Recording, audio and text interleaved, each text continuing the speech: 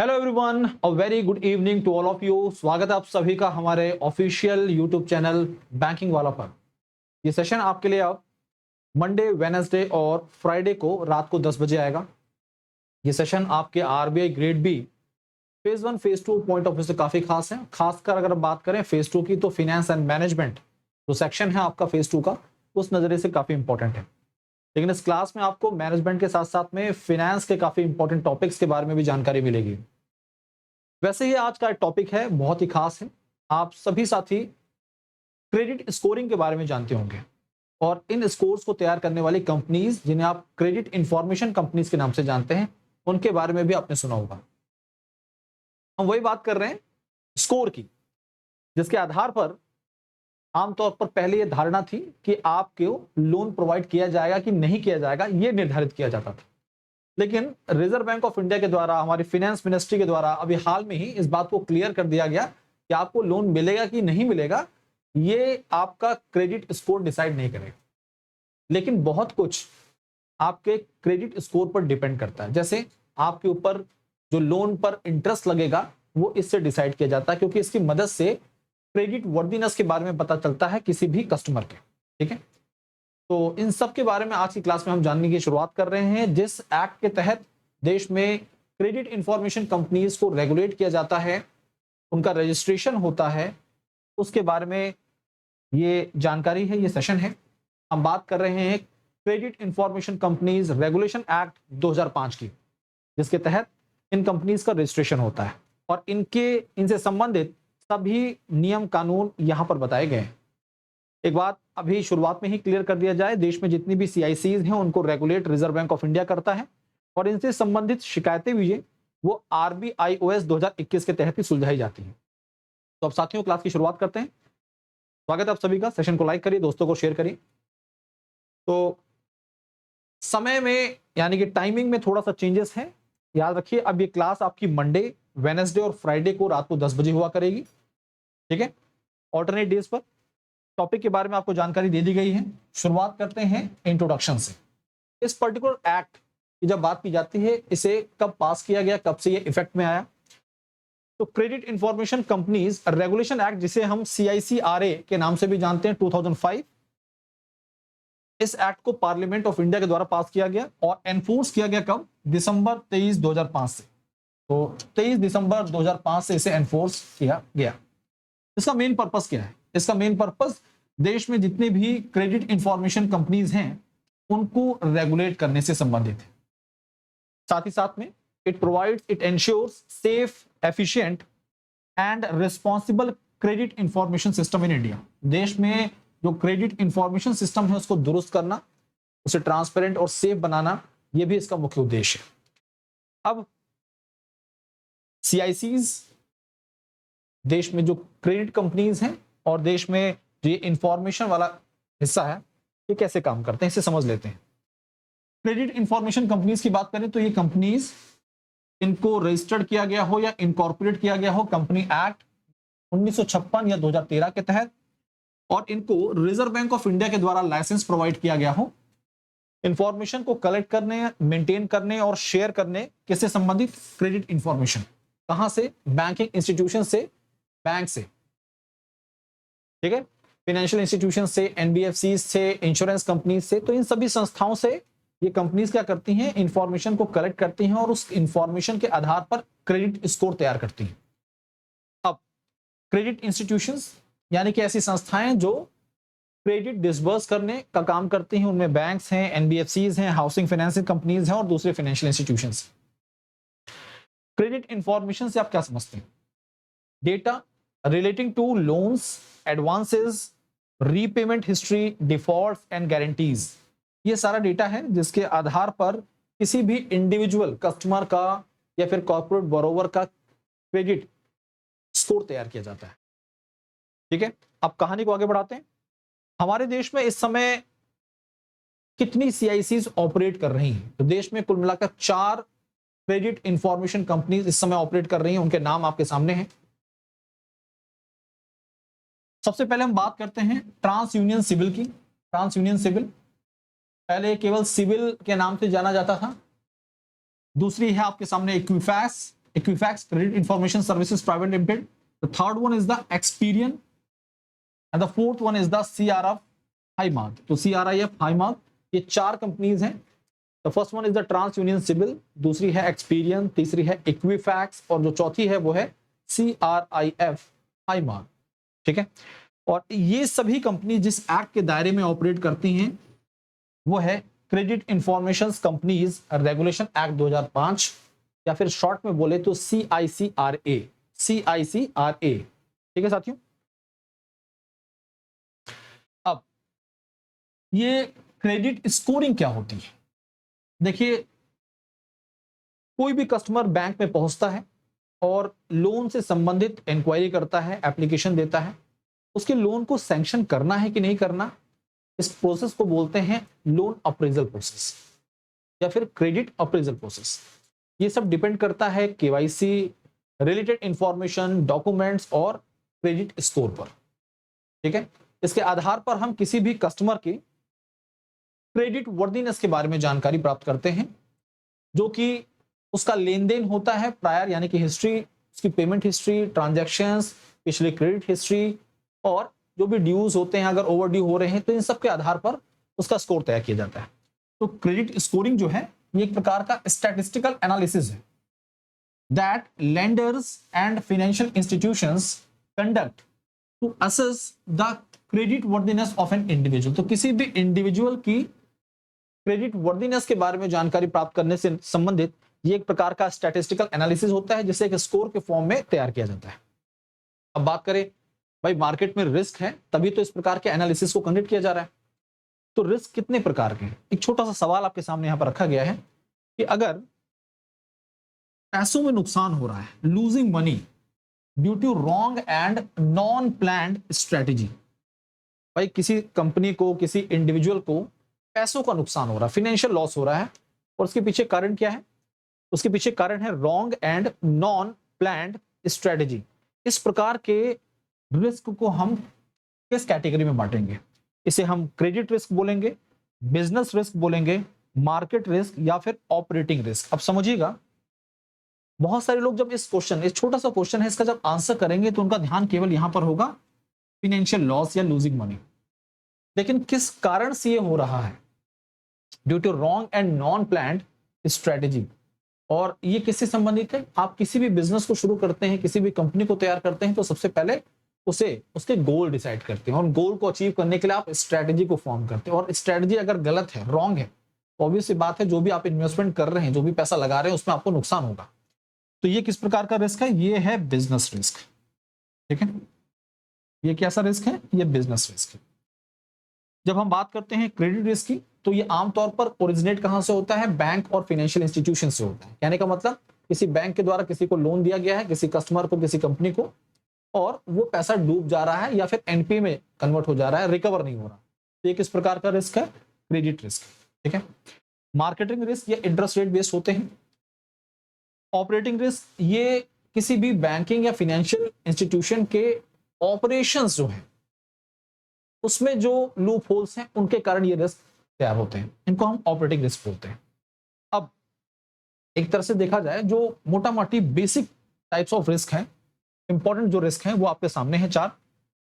जब बात करते हैं क्रेडिट रिस्क की, तो customer fails to pay. Business risk क्या है? लूजिंग मनी ड्यू टू रॉन्ग स्ट्रेटेजी. Market risk, change in market prices. And operating risk, processing failures and frauds. इनके कारण से इस प्रकार के रिस्क जनरेट होते हैं. ठीक है. आगे बढ़ते हैं. अब हम बात कर रहे हैं कि what is a credit score. आपने ये समझ लिया कि क्रेडिट स्कोरिंग क्या है. ये एक प्रकार का स्टैटिस्टिकल एनालिसिस है. अब हम बात कर रहे हैं, अब हम किसकी बात कर रहे हैं? हम बात कर रहे हैं क्रेडिट स्कोर क्या होता है. क्रेडिट स्कोर क्या होता है? अब हम बात कर रहे हैं कि क्रेडिट स्कोर क्या होता है.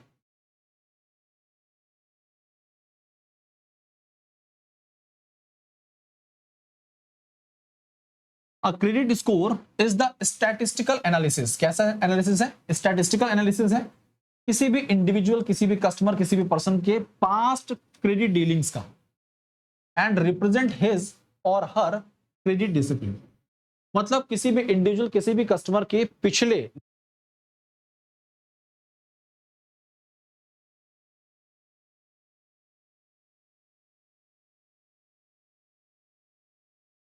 तो साथियों, क्रेडिट स्कोर क्या होता है? एक प्रकार का स्टैटिस्टिकल एनालिसिस है किसी भी इंडिविजुअल, किसी भी कस्टमर के पास्ट क्रेडिट डीलिंग्स का, जो कि उसके बारे में, उसके क्रेडिट डिसिप्लिन के बारे में जानकारी प्रदान करता है। जो क्रेडिट स्कोर्स तैयार किए जाते हैं वो किस आधार पर तैयार किए जाते हैं? किसी भी इंडिविजुअल के द्वारा जो भी क्रेडिट प्रोडक्ट्स जैसे कि home loans, auto loans, credit cards या पर्सनल लोन्स या ओवरड्राफ्ट दिए गए हैं, इनके आधार पर तो उसकी जो भी इस प्रकार की डीलिंग्स होती है। रिजर्व बैंक ऑफ इंडिया के द्वारा एक मैंडेटरी गाइडलाइन जारी की गई थी देश में सभी क्रेडिट इंफॉर्मेशन कंपनी से संबंधित। देखिए, आमतौर पर आजकल बहुत सारे पेमेंट एप्लीकेशंस हैं जो कि आपके क्रेडिट स्कोर्स आपको फ्री ऑफ कॉस्ट प्रोवाइड करते हैं, लेकिन आरबीआई के द्वारा एक जानकारी, एक प्रकार की गाइडलाइन इशू की गई और ये मैंडेटरी थी सभी सीआईसीज के लिए 1 जनवरी 2017 से, कि अगर किसी कस्टमर के द्वारा अपने क्रेडिट स्कोर को जानने के लिए रिक्वेस्ट की जाती है तो 1 साल में एक बार free of cost credit score जारी किया जा सकता है उस कस्टमर की डिमांड पर। RBI has made it mandatory from 1st January 2017 for all credit information companies in the country to give a free full credit report, ये abbreviation है, फिर free full credit report FFCR without any charge on request once a calendar year to individual whose credit history is available। भाई जिसकी history available होगी उसी की credit score को जारी किया जाएगा। ठीक है, अब एक छोटा सा क्वेश्चन है आपके सामने कि ये जो क्रेडिट स्कोर्स होते हैं इनकी रेंज क्या होती है? क्या 0 से 500, 0 से 900? सही जवाब क्या है? ये स्कोर होते हैं 300 से 900। 900 टॉप स्कोर होता है और 300 मिनिमम होता है, लेकिन आमतौर पर 700 और 700 से ऊपर के जो स्कोर हैं उन्हें गुड स्कोर की कैटेगरी में रखा जाता है। कई बार ये वेरी करता है 700 से 750, लेकिन 700 एंड अबव ये होना जरूरी माना जाता है। So what is a good credit score? Any score over 700 may be considered good by banks, आमतौर पर, ठीक है, बैंकों के द्वारा इस स्कोर को अच्छा स्कोर माना जाता है। अब क्रेडिट स्कोरिंग मॉडल क्या है? Credit scoring model is a mathematical model used to estimate the probability of default। मतलब एक प्रकार का ये मैथमेटिकल मॉडल है जिसका इस्तेमाल किसी भी लोन, किसी भी एडवांस, किसी भी ओवरड्राफ्ट की डिफॉल्ट होने की प्रोबेबिलिटी को पता करना होता है। It estimate the probability of default which is the probability that customer may trigger a credit event, जैसे कि bankruptcy, obligation default, failure to pay and cross default events. ठीक है, CICs जो भी क्रेडिट इंफॉर्मेशन कंपनीज हैं typically build scores using 3 historical data. मतलब जो देश में काम कर रही क्रेडिट इंफॉर्मेशन कंपनीज हैं ये किन डेटा का इस्तेमाल करके क्रेडिट स्कोर को जनरेट करती हैं? तो टिपिकली देखा जाए, आमतौर पर देखा जाए, ये 3 प्रकार के डेटा हैं। एक तो जो भी डिफॉल्ट्स होते हैं किसी भी कस्टमर, किसी भी बोरोवर के ऑन प्रीवियस क्रेडिट ट्रांजैक्शंस, मतलब जैसे कि आज डेट है 22 और 21 तारीख को मान लीजिए मैं कस्टमर हूं और मुझे अपने क्रेडिट कार्ड के बिल जनरेट कर, मतलब बिल पे करना था। उसकी लास्ट जो डेट थी, यानी कि जो ड्यू डेट थी वो थी 21 सितंबर, बट किसी कारण से मैं उसे पे नहीं कर पाया। आज 22 सितंबर है तो जो पेमेंट है वो क्या हो गया? Over due. तो इस प्रकार के जो भी लोन पे ट्रांजेक्शन होंगे, ओडी है ना, या फिर सीसी। पेमेंट बिहेवियर या पेमेंट हिस्ट्री, तो पेमेंट का बिहेवियर क्या है? क्या फुल पेमेंट किया जा रहा है, पार्शियल पेमेंट किया जा रहा है? जो भी ईएमआई आपकी ऐसे तो नहीं है कि बीच बीच में ब्रेक हो रही है। प्रीवियस सर्चेज, कई बार बहुत सारे कई कस्टमर जो होते हैं नंबर ऑफ इंक्वायरीज करते हैं लोन से संबंधित या फिर क्रेडिट कार्ड से संबंधित, तो सर्चेज और लोन इंक्वायरीज ये भी कई बार आपके क्रेडिट स्कोर पर इंपैक्ट डालती है। अब मैनेजिंग द क्रेडिट स्कोर, भाई कोई भी अगर हम बात करें किसी भी कस्टमर की, मैं अपनी बात करूं, मैं आपकी बात करूं, हम किस प्रकार से अपने क्रेडिट स्कोर को मैनेज कर सकते हैं? ठीक है, तो सबसे पहले तो जो भी आपकी क्रेडिट लिमिट होती है उसका फुल यूटिलाइजेशन मत करिए। जैसे आपके पास क्रेडिट कार्ड है, 4 लाख की लिमिट है, तो ये नहीं कि हर महीने आप 4 लाख इस्तेमाल कर दे रहे हैं, ठीक है। तो उसका एक 50% से कम अगर आप यूटिलाइज कर रहे हैं तो वो ठीक माना जाता है, और टाइमली फुल पेमेंट करना जरूरी है। इसलिए बोला कि आपने क्रेडिट यूटिलाइजेशन मान लीजिए 50% से कम कर रखा है, आपका कोई पेमेंट डिफॉल्ट नहीं हो रहा, ट्रेड एट्रीब्यूट्स कैसे हैं आपके, numbers of inquiries very high हैं, तो ये सब जो चीजें हैं कई बार ये आपके स्कोर पर इंपैक्ट डालती हैं और इससे आपका स्कोर रिड्यूस होता है, ठीक है। देश में जो कंपनीज इस समय इस क्षेत्र में काम कर रही हैं उनके नाम एक बार दोबारा आपके सामने हैं। The first one is the TransUnion CIBIL, Experian, Equifax and CRIF Highmark. ये 4 कंपनीज हैं जो कि क्रेडिट इंफॉर्मेशन कंपनीज के दायरे में आती हैं, और जिस एक्ट के तहत इनका regulation reserve Bank of India करता है वो है credit information companies regulation act 2005, ठीक है। तो एक्ट, संस्थाएं, ये मॉडल क्या है, इन सब के बारे में आपको जानकारी दे दी गई है साथियों, और ये बातें आपको पता होनी भी चाहिए। अब बात करते हैं 2026 यानी कि अगले वर्ष Reserve Bank of India grade B की प्रिपरेशन। जिन लोग के गोल्स RBI ग्रेड बी ही हैं उनको एडवांस में, बहुत एडवांस में प्रिपरेशन की शुरुआत करनी जरूरी है, क्योंकि पेपर आसान नहीं होता है, पेपर डिफरेंट फेजेस में है, और पेपर का जो लेवल है वो भी बहुत अच्छा है।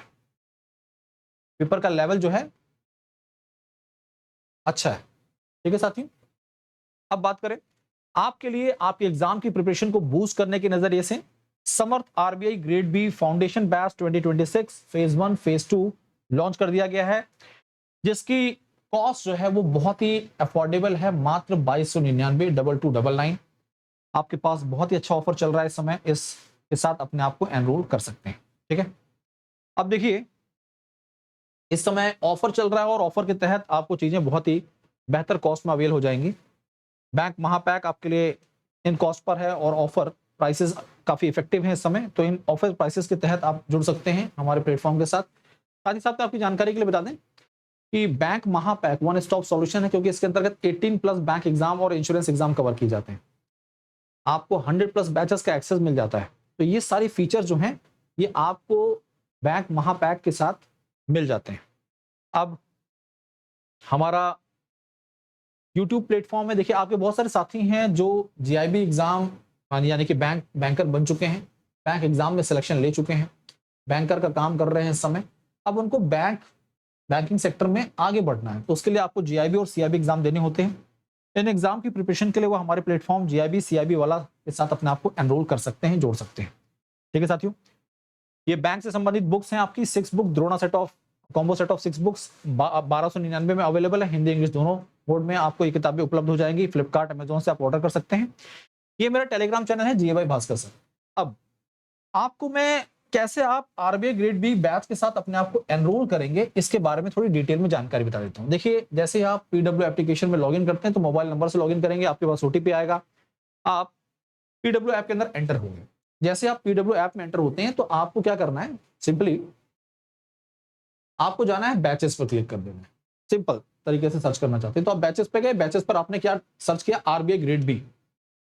RBI ग्रेड बी जैसे आपने सर्च किया तो आपके पास ये बैचेस ओपन होंगे, ठीक है। तो देखिए इस समय मैंने आपको बताया कि बहुत अच्छे ऑफर चल रहे हैं और ऑफर प्राइसेस जो है वो काफी इफेक्टिव हो चुके हैं इस समय।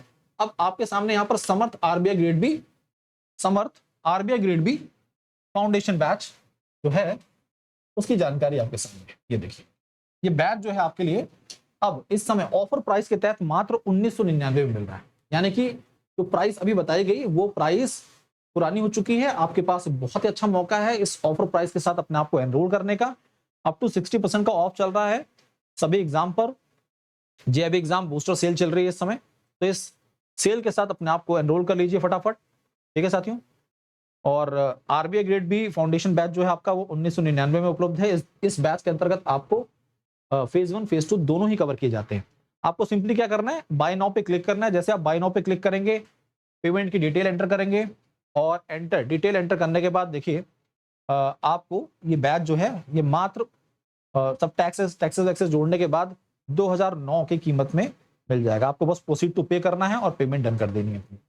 तो इस तरह से आप इस बैच का हिस्सा बन सकते हैं और अपने आरबीआई ग्रेड बी के सपने को पूरा कर सकते हैं। हमारी टीम बहुत ही एक्सपीरियंस है और जो एडुकेटर्स हैं उनके पास काफ़ी अच्छा एक्सपीरियंस है इस फील्ड का।